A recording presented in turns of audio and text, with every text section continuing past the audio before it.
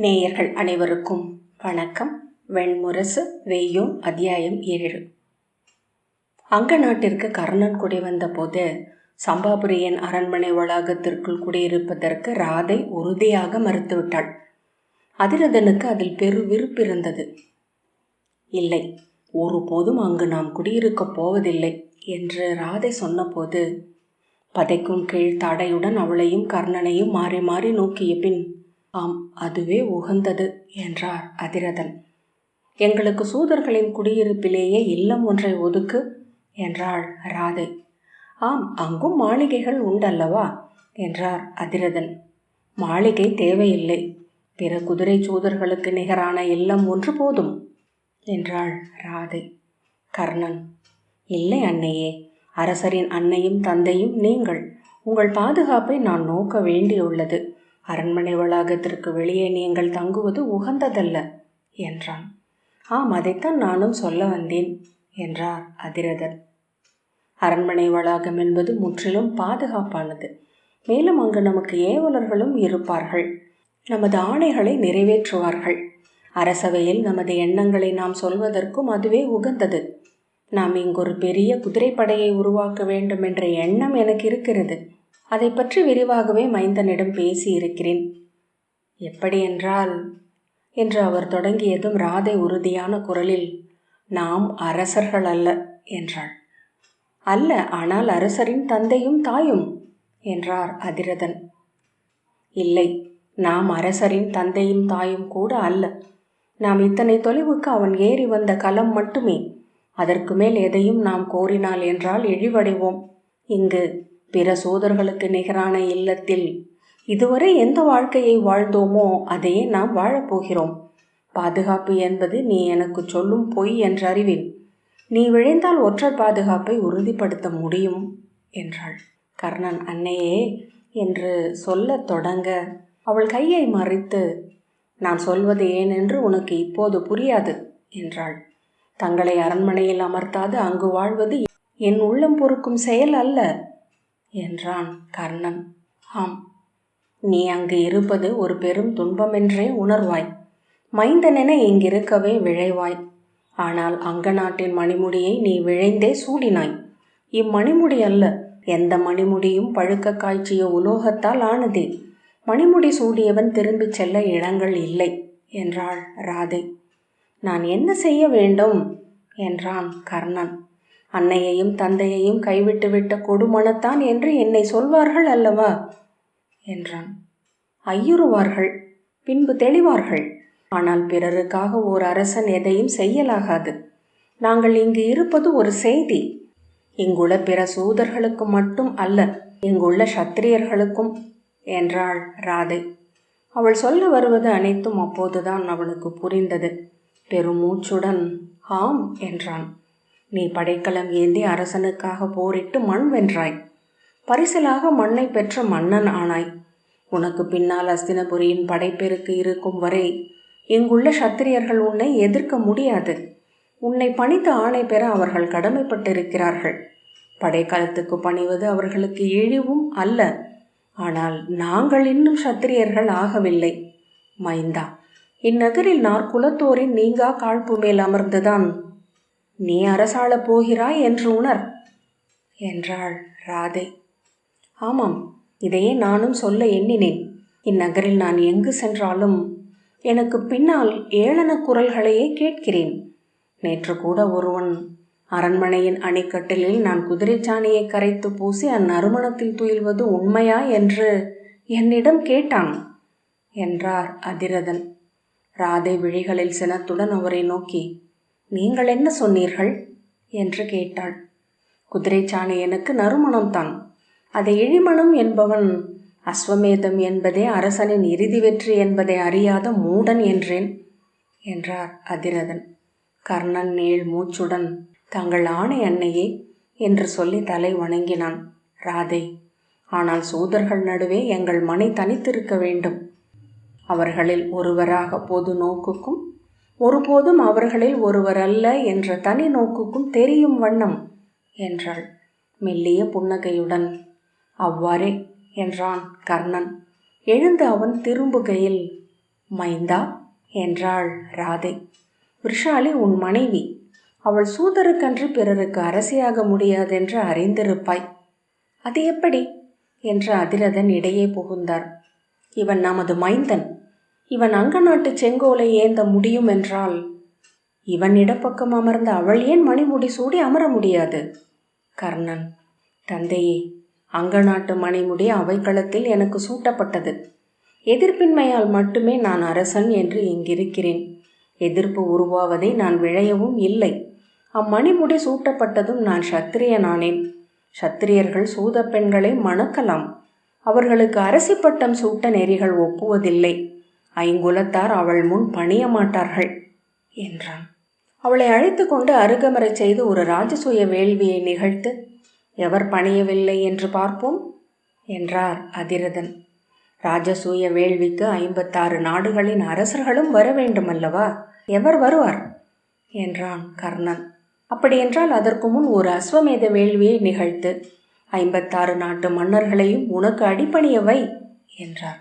கர்ணன் நகைத்து, செய்வோம், அதற்கு இனியும் நெடுநாள் இருக்கிறது, அதுவரை பொறுப்போம் என்றான். அதற்குத்தான் நான் உன்னிடம் மிக பெரும் திட்டம் ஒன்றை சொன்னேன். குதிரைகள் விரைந்து பெருகுவதற்கான வழிமுறை ஒன்று என்னிடம் உள்ளது. நான் அவைக்கு வருகிறேன், அதை விளக்குகிறேன் என்றார். அவன் இங்கு வரும்போது அதை விளக்கினால் போதும் என்றாள் ராதை.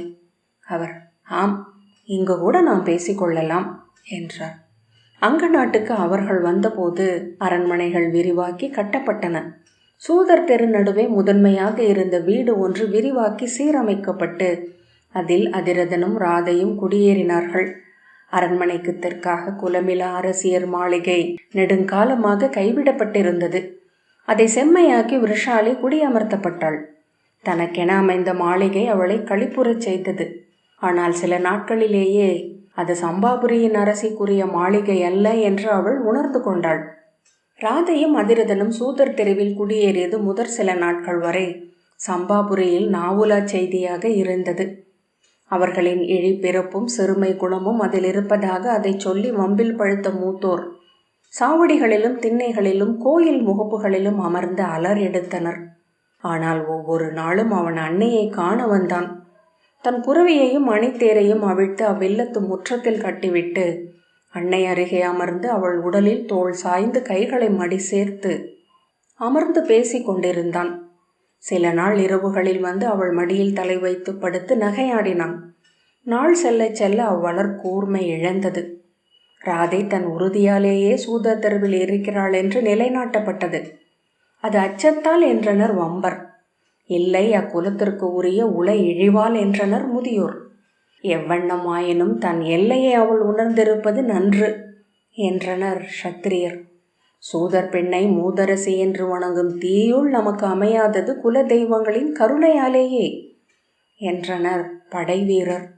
தெய்வங்கள் இவ்வெண்ணத்தை அவள் நெஞ்சில் எழச் செய்தன என்றனர் வைதிகர். என்றும் அவர்களை பற்றிய விளக்கம் அங்கர்களிடம் இருந்தது. அங்க நாட்டுக்கு அரசனாக சம்பாபுரிக்கு கர்ணன் தன் 2 துணைவியருடன் வரப்போகும் செய்தி வந்த முதலே நகரம் கலைந்து முழங்கத் தொடங்கியது. இருளிலும் அதன் பேச்சு குரல் எழுந்த கார்வை நகரை மூடியிருந்தது. ஒவ்வொருவருக்கும் உரைப்பதற்கும் சினப்பதற்கும் ஏதோ ஒன்று இருந்தது. என்னதான் இருந்தாலும் அவன் சூதன். ஸ்மிருதிகள் சொல்கின்றன பிறப்பை செயலால் வெல்லலாம் என்று. ஆனால் முற்றிலும் வென்றவர் என்று எவரும் இல்லை என்பதே புராணங்களின் படிப்பினை. ஏனெனில் செயல்களை அம்மனிதன் இயற்றுகிறான்.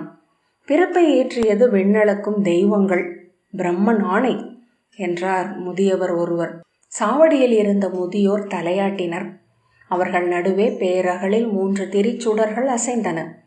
அவர்களின் நிழல்கள் மண்டபத்தின் மேற்கூரையில் கூடி ஆடின. அவன் முதல் மனைவி சூதப்பெண், அஸ்தினபுரியின் தேரோட்டியாகிய சத்தியசேனனின் மகள். அவளுக்கு கிருதி என்று இளமைக்கால பெயர். மனம் முடிப்பது வரை சத்தியசேனை என்று அழைக்கப்பட்டாள்.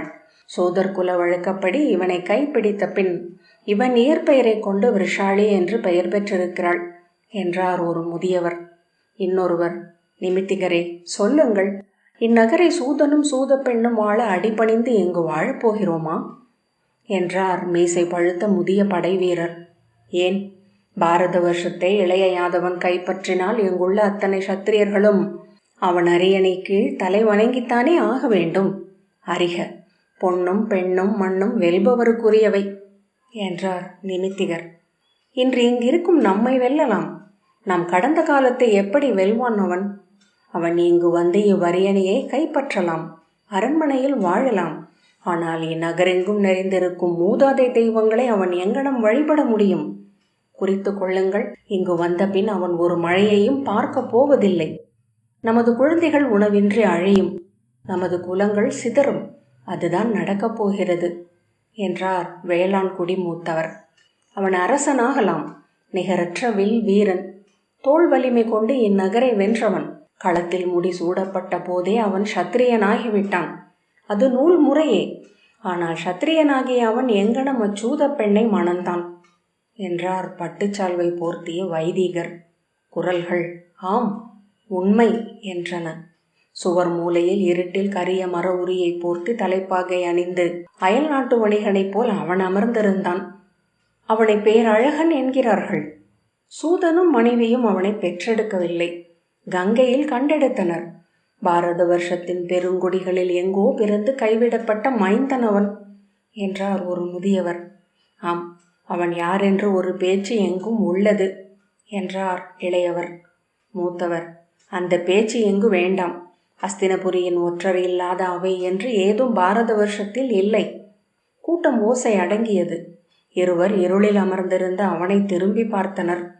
முதியவர், தாங்கள் எந்த ஊர் அயலகத்து வணிகரே என்று கேட்டார். நான் மகதன் என்றான் கர்ணன். அதன் பின் மீண்டும் சாவடியில் சொல் எழவில்லை. அவர்கள் நடுவே ஏற்றி வைத்திருந்த அகல் விளக்கில் ஒருவன் எண்ணெய் கொண்டு வந்து ஊற்றினான். அதன் சுடர் துடித்து மேல் எழுந்தது. ஒருவர் பெருமூச்சு விட்டார். அரசர்களை தெய்வங்கள் பகடைகளாக்கி ஆடுகின்றன, அரசர் நம்மை வைத்து ஆடுகிறார்கள் என்றார். முன்பும் அங்க நாட்டில் மழை பொய்த்த கதை உள்ளது. அன்று லோமபாத மன்னர் விபாண்டக முனிவரின் மைந்தர் ரிஷ்யசிருங்கரை கொணர்ந்து இங்கு அவர் தூய கால்கள் படும்படி செய்தார். மான்விழி கொண்ட முனிவரின் குருதியிலிருந்து நம் அரச குலம் கிளைத்தது. ரிஷ்யசிருங்கரின் மைந்தர் சதுரங்கருக்கு பின் 7 தலைமுறை காலம் இங்கு குளிர்மழை நாள் பொய்க்காது நின்று பெய்தது என்கிறார்கள் முன்னோர். இன்று இவன் காலடிகள் இங்கு படப்போகின்றன என்று பெரிய தலைப்பாகை கட்டிய வணிகர் சொன்னார். இளையவன் ஒருவன், ஒன்று கேட்கிறேன், அவர் இங்கு வந்து நன்மழை பெய்ததென்றால் அவர் குலம் உகந்ததென்று ஏற்பீரோ? கூட்டம் ஒரு கணம் அமைதியடைய முதியவர் ஒருவர், பெரியவர் அவையில் குரல் எடுக்க உனக்கென்ன தகுதி? யார் நீ? இங்கு அமர்ந்து சொல் கேட்க உரிமை உண்டென்றால் சொல்லெடுக்க உரிமை இல்லையா என்றான் அவன். எழுந்திரு, விலகு மூடா என சினந்தார் பெரியவர். உன் தந்தையை கையிலேந்தி நிலா காட்டியவன் நான்.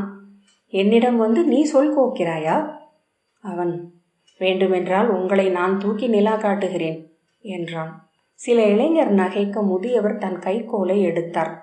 அருகே இருந்த இன்னொரு முதியவர், சொல் மீறுவது இளையோருக்கு கேளிக்கை, நீங்கள் நிலை அழியலாமா, விடுங்கள் என்றார். விஷாலியை அவன் எப்படி மணக்க ஒப்புக்கொண்டான் என்றான் ஒருவன். கல்லாதவள், அவை நெறி அறியாதவள், அழகியும் அல்ல என்றனர். வணிகர், அவள் தந்தை சத்தியசேனர், இவன் தந்தை அதிரதனின் குதிரை கொட்டடை தோழர். எப்போதோ அவர் மகளை தன் மகனுக்கு கொள்வதாக சொல்லி கொட்டைப்பாக்கொன்று வாங்கி வாயிலிட்டிருக்கிறார். தன் சொல் பிழைக்கலாகாது என்று சொல்லி சினந்து கண்ணீர் விட்டிருக்கிறார். மைந்தனால் மீற முடியவில்லை. அன்னையின் ஆணை உடலிருக்கையில் செய்வதற்கொன்றுமில்லை. அஸ்தினபுரியில் சத்தியசேனன் இப்போதும் தேரோட்டுகிறானா என்ன என்றார் கிழவர். ஆம், இப்போதும் தேர் ஓட்டுகிறார். குதிரை சாணியை தன் தலையில் அள்ளி கொண்டு கொட்டுகிறார். உடலெங்கும் வழிந்த சாணிச்சாருடன் நீராடுவதற்கு நடந்து செல்கிறார் என்றார் இன்னொருவர்.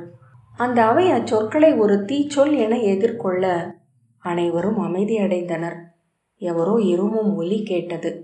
அங்க நாட்டவரே, நல்லோள் கொண்டவர்கள் நீங்கள். உங்கள் அரசு குதிரை மனம் கொண்ட இளவரசன் ஒருவனால் எதிர்காலத்தில் ஆளப்பட போகிறது என்றான் அப்பால் அமர்ந்திருந்த நாடோடி. வாயை மூடு. இத்தகைய நச்சு சொற்கள் பேராற்றல் கொண்டவை. இவற்றை நாம் எவ்வண்ணம் சொன்னாலும் இது நம் விளைவென்று இருள் சூழ்ந்திருக்கும் தெய்வங்கள் எண்ணக்கூடும். ஒன்று அறிக, சொல்லப்பட்ட அனைத்தும் நிகழ்ந்தே தீரும் என்றார் நிமித்திகர். கர்ணன் இருளுக்குள் புன்னகைத்துக் கொண்டு தன் உடலை மேலும் ஒடுக்கிக் கொண்டான். சத்தியசேனரின் மகளை அவனுக்கு மணமுடிப்பதாக அதிரதன் வாக்களித்ததை அவனிடம் அவர் சொன்னபோது முதலில் எளியதோர் களியாட்டென கடந்து செல்லக்கூடியதென்றே அவன் எண்ணினான். என்ன சொல்கிறீர்கள் தந்தையே, சூதர் குலத்து பெண்ணா என்றான் பெரும் சினத்துடன், நீர் நிறைந்த கண்களுடன். அவை நடுவே நீ என்னை தழுவினாய், என்னை தந்தை என்று அவர்களிடம் சொன்னாய். ஆனால் மணிமுடி கிடைத்து அரசருடன் அவை அமரத் தொடங்கிய சில மாதங்களில் உன் உள்ளம் மாறிவிட்டிருக்கிறது. இன்றென்றால் நீ என்னை உன் அவைக்கு கொண்டு செல்ல மாட்டாய். என் உடலின் குதிரை சாணி மனம் உன்னை அருவருப்படைய செய்கிறது என்றார்.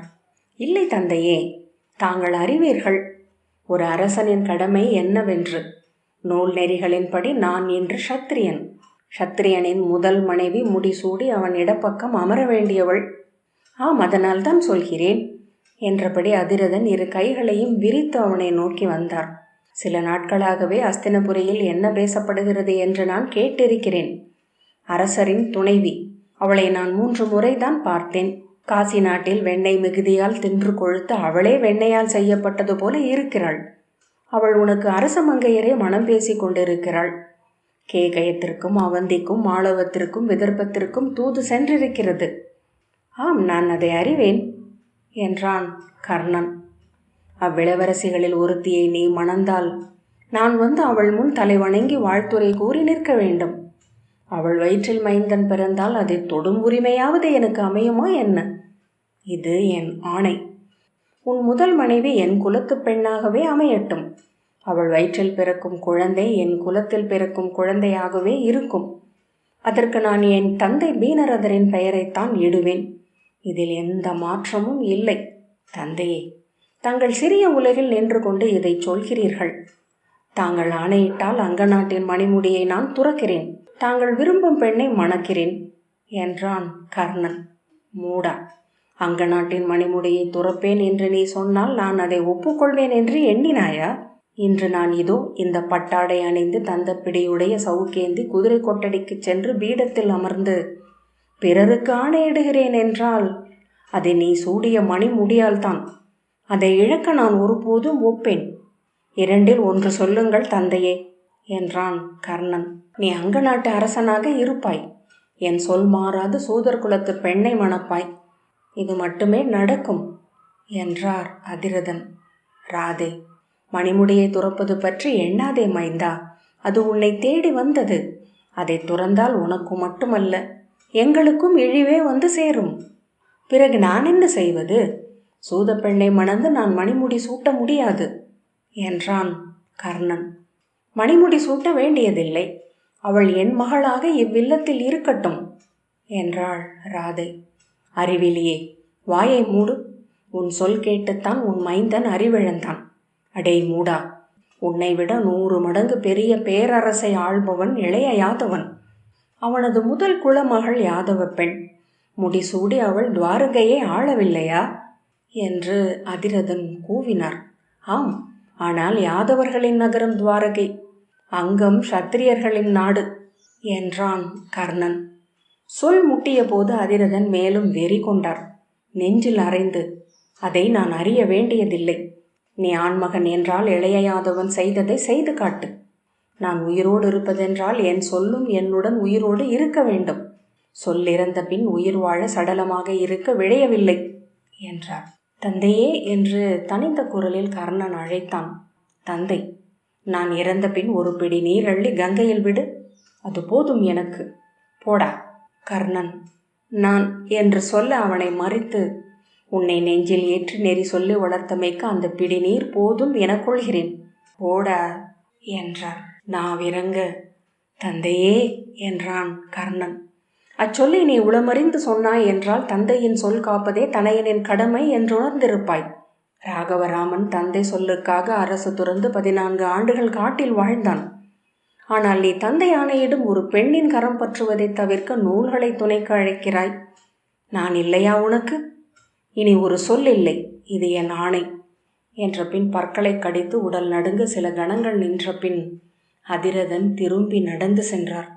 தளர்ந்து பீடத்தில் கால் மடித்தமர்ந்து கால் மேல் கைகளை வைத்து தலை குனிந்தான் கர்ணன்.